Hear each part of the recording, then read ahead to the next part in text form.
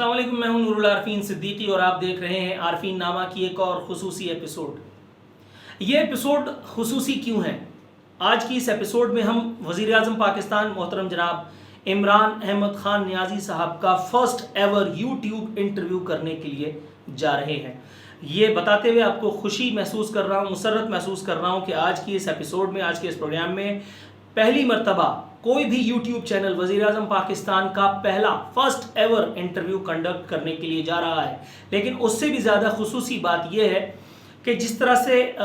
Media industry में मेरे anchor बन जाने के बाद अल्हम्दुलिल्लाह अल्लाह रब्बुल इज़्ज़त ने मुझे फतवा नामी एक सेगमेंट मुतारिफ़ कराने का सहरा बांधा। उसके बाद बड़े बड़े जय्यद एंकर्स ने मेरी नक्काली की। उसके बाद फिर मैंने एक खतूत का सिलसिला शुरू किया, आलम अरवा से खतूत,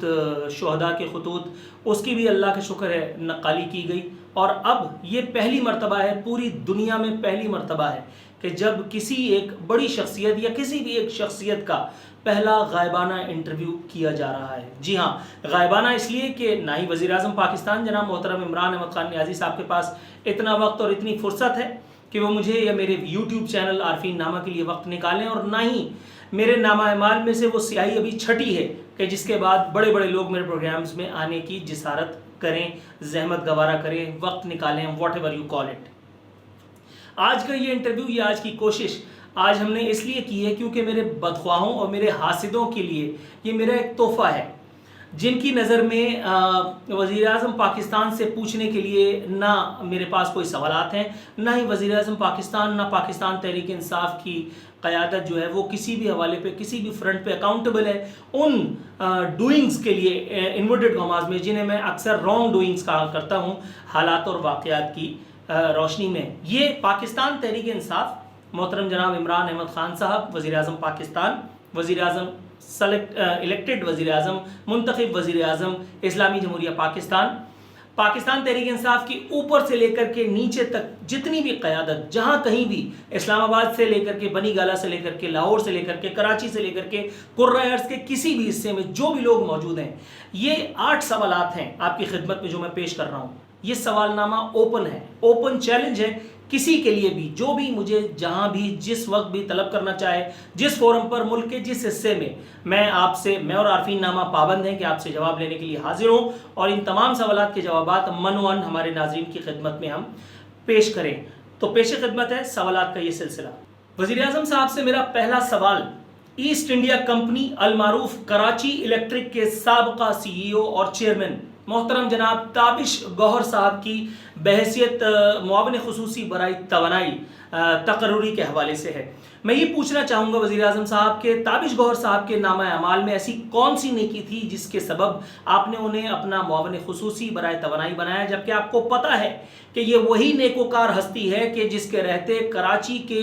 2 करोड़, 2.5 करोड़ या 3 करोड़ शहरियों का जो माशी क़िताल हुआ कि इलेक्ट्रिक ने जिस तरह जी भर के कराची वालों को लूटा, तांबा चोरी के इल्ज़ामात लगे और पता नहीं क्या कुछ हुआ। आपको पता था कि ये इन साहब के नामा अमाल में इतनी बड़ी बड़ी नेकियां मौजूद हैं, उसके बावजूद भी आपने इन्हें ये जो अजर दिया, तो क्यों कर ना ये गलतफहमी लोगों के दिलों में पैदा हो कि ये खुदा न खास्ता मोहतरम जनाब आरिफ नकवी साहब के माली एहसानात का बदला चुकाने की एक कोशिश है और कुछ भी नहीं। और कुछ लोग इस हवाले से ये भी कह रहे हैं कि चोरों को गुस्ल दिलाकर साहूकार मुकर्रर कर देने की ये एक और रिवायत का आगाज़ है। क्या कहेंगे सर? वज़ीर आज़म साहब, तहरीक इंसाफ के इस एक दौर में सानिहात का एक सिलसिला है जो ख़त्म होने में नहीं आता। सानह साहिवाल अगर आपकी याददाश्त से महव ना हुआ हो, जिसमें उन मासूम बच्चों को आज तक की तारीख में तो इंसाफ नहीं मिला, उसी के बाद अब सानह मोटरवे रूनुमा हुआ। एक तवील अरसा गुजर जाने के बावजूद वो जो पुलिस थी, वो जो उनके इतने नेक नाम CCPO लाए गए थे, पता नहीं दुनिया के कौन से हिस्से से मांग तांग करके, वो भी मौजूद है, लेकिन उसके बावजूद एक टके का मुल्जिम हाथ नहीं आया। और अब अपनी नाकामी छुपाने के लिए मीडिया को पैमरा के जरिए पाबंद किया गया है कि जी इस एक मामले पर सवालात ना उठाएं क्योंकि ये केस जो है वो सब जुडिस है या ये मामला जो है हसास है, वॉट एवर। सर, यही काम अगर नवाज शरीफ की हुकूमत करती तो आपने रोड घेर लेनी थी। आपने आकर के लोगों को ये बताना था कि जमहूरियत में ऐसा नहीं होता। लंदन जहाँ से हम लोग आए हैं या हमारे बहुत सारे रहनुमा आए हैं, हमारे नाम में तो खैर इतनी नेकी नहीं कि हम कराची से बाहर जाएं, जहाँ से हमारे रहनुमा आते हैं آپ یہ بتایا کرتے تھے کہ مہذب اقوام میں ایسا نہیں ہوتا. سر ذرا پلیز اگر کچھ بتائیں تو آسانی ہو جائے گی ہمیں بھی. سر آپ نے اپنے ایک حالیہ انٹرویو میں فرمایا کہ D G I S I کی کیا مجال جو وزیر اعظم سے استعفیٰ طلب کر سکے. سر پوچھنا یہ تھا کہ آپ کی حکومت کی شاندار ناکامی کے بعد اس بیان کو آپ کی سیاسی شہادت کے حصول کا ایک ذریعہ، ایک کوشش، ایک ایفرٹ کیوں کر نہ سمجھا جائے؟ کیونکہ مختلف محاذ پر، چاہے وہ معاشی ہو چاہے وہ سیاسی ہو، بہت سارے محاذ پر جو حکومت کو شاندار یا عبرت آمیز بالفاظ دیگر جو شکست ہو رہی ہے، جنہیں فتوحات میں کسی طور بھی نہیں بدلا جا سکتا. ایک طرف عثمان بزدار ہیں جن سے پنجاب کا صوبہ نہیں سنبھل رہا، دوسری طرف وفاق کی بہت ساری چیزیں ہیں کہ جس کے اوپر سوالات اٹھ رہے ہیں. سر گورننس اس وقت ایک مذاق بن چکی ہے. لیکن میں یہ پوچھنا چاہ رہا تھا کہ آپ D G I S I کو تو چھوڑیے، آپ سر مطلب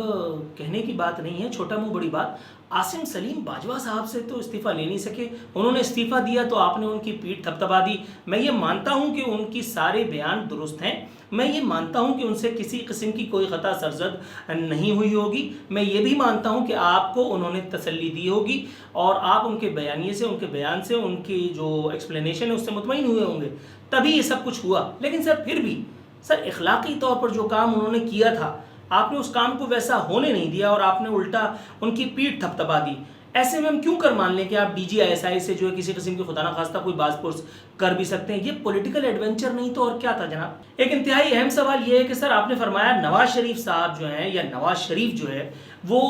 فوج مخالف فضا بنا کر کے ہندوستانی بیانیے کو تقویت دے رہا ہے. چلو مان لیا، جب آپ نے کہا ہے تو ماننے کی ظاہر ہے کہ ضرورت ہے، نہ ماننے کی کوئی گنجائش ہی نہیں. آپ جو کہہ رہے ہیں وہ ٹھیک ہے. لیکن سر پوچھنا یہ تھا کہ ماضی قریب یا ماضی بعید دونوں کا اگر بغور جائزہ لیا جائے اور یوٹیوب کو کھنگالا جائے تو آپ کے جتنے ادارہ دشمن فوج مخالف بیانات ہیں جن سے روح جو ہے وہ لرز جاتی ہے، اتنے بی بی سی کو دیے ہیں آپ نے، اور بہت سارے چینلز کو آپ نے دیے ہیں، دنیا کے مختلف ملکوں میں آپ نے یہ بیان دیے ہیں جن میں کبھی آپ نے آئی ایس آئی پر کوئی الزام لگایا ہے، کبھی آپ نے فوج پر الزام لگایا ہے، کبھی آپ نے ریاست کی رٹ کے اوپر، ریاست کے فنکشنز کے اوپر سوال اٹھا دیا ہے. تو سر پوچھنا یہ تھا مجھ جیسے ایک حقیر سیاست کے طالب علم کو کہ نواز شریف کا کیا گیا غلط اور آپ کا کیا گیا صحیح کیوں؟ ویسے میں یہاں یادداشتوں کی درستگی کے لیے بتا دوں کہ نواز شریف میری ماموں کے لڑکے نہیں. اگر نواز شریف کو ٹانگنے کے لیے ریاست، حکومت، اداروں کو یا عدالت کو یا کسی اور کو رسی کی ضرورت ہے تو وہ میں والنٹیئر کرنے یا گفٹ کرنے کے لیے تیار ہوں. میری بلا سے نواز شریف کو اسے ایک انٹرویو کے فوراً بعد یا اس سے پہلے ٹانگ دیجئے ساموں کی. جناب من، میرے محترم وزیر اعظم، پوچھنا یہ تھا کہ بی آر ٹی کے نام پر پشاور کے شہریوں اور پھر اس سے بھی پہلے قومی خزانے کے ساتھ جو ہاتھ کیا گیا ہے، سر اس کی ذمہ داری پہلے پرویز خٹک اور پھر براہ راست آپ پر عائد کیوں کر نہیں ہوتی؟ کیونکہ آپ جانتے تھے کہ بی آر ٹی نامی اس بیمار منصوبے کے مختلف تکنیکی پہلوؤں پر ایشین ڈیولپمنٹ بینک پہلے ہی اعتراضات یا تحفظات اٹھا چکا ہے. نہ صرف اس کے تکنیکی پہلوؤں پر بلکہ موجودہ وزیر دفاع، سابق وزیر اعلیٰ کے پی کے پرویز خٹک کے کردار پر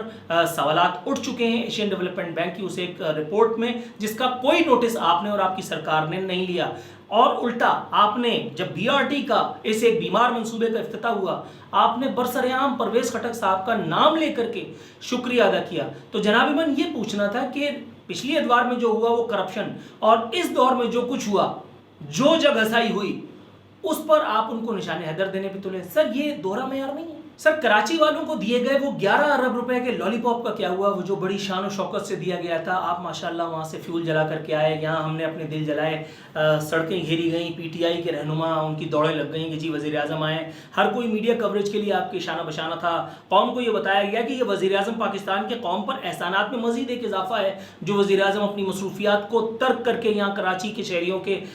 دکھ میں شریک ہونے کے لیے آئے ہیں، ان کے آنسو پوچھنے کے لیے آئے ہیں. 11 ارب روپے کا ٹیکہ لگایا گیا ہے. اور اس کے بعد پھر سر یہ پوچھنا تھا کتنے فلائی اوورز بن گئے، کتنے پانی کے منصوبوں کا افتتاح ہو گیا، بجلی کے کتنے نئے منصوبوں کا افتتاح ہو گیا. اور دوسرا، وہ جو پہلے ہی کراچی کے شہری دکھ میں اور عذاب میں تھے، کیا اس سلسلے کا خاتمہ ہو چکا؟ سر اگر نہیں ہوا تو یہ لالی پاپ دینے کا مقصد کیا تھا؟ یہ ذرا کائنڈلی اگر آپ بتائیں. جناب من، پوچھنا یہ تھا کہ تحریک انصاف کے نام نہاد احتساب کا ٹائٹینک، جہانگیر ترین، علی ترین، عامر کیانی، پرویز خٹک جیسوں کا نام سنتے کیوں دڑام سے زمین بوس ہو جاتا ہے؟ کیوں اسے موت آ جاتی ہے؟ کیوں یہ جہاز غرقاب ہو جاتا ہے، کریش ہو جاتا ہے؟ کیوں اس چکی میں محض ان لوگوں کو پیسنے کی کوشش صحیح یا اٹیمپٹ کی جا رہی ہے کہ جن کا تعلق، جن زبان دراز رہنماؤں کا تعلق اپوزیشن سے ہے. ویسے اگر آپ کو سب کو بیک وقت کسی ایک جگہ پہ بھی ٹانگنا ہے تو ان سب کو دی جانے کے لیے، ان سب کو پھانسی دینے کے لیے رسی میں اپنے طور پر اپنے پاس سے اپنی جیب خرچ سے دینے کے لیے تیار ہوں.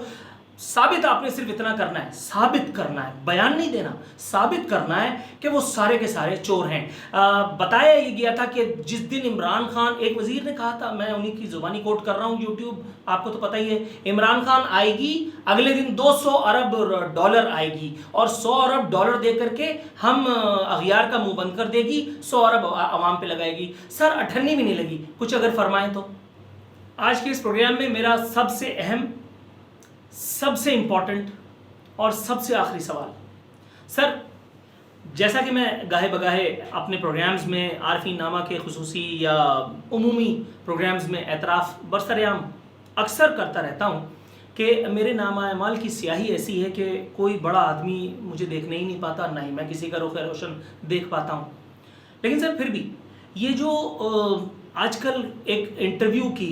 انٹرویوز کی بلکہ ویو آئی ہوئی ہے، جس میں کوئی بڑا اینکر کبھی آپ کے دیدار سے فیضیاب ہوتا ہے، کوئی آپ کے وضو کر لینے سے یعنی امپریس ہو جاتا ہے، اور اس کے بعد پھر باقاعدہ اگلے دن اسکرین گھیر کر کے بتا رہا ہوتا ہے کہ آپ کتنے نیک ہیں. حالانکہ ہم سب جانتے ہیں آپ صادق و امین ہیں، آپ ہم میں سب سے الحمدللہ افضل ہیں، چنندہ ہیں، اسی لیے آپ ملک کے وزیر اعظم کی مسند تک پہنچے ہیں. کم از کم میں ذاتی حیثیت میں تو یہ مانتا ہوں. اس ایک اینکر کا مجھے نہیں پتا وہ نوکری کے خطرے کی وجہ سے کہہ رہا ہے یا اس کو کوئی اور پریشر ہے یا ہو سکتا ہے اس کا ایمان ہی ہو،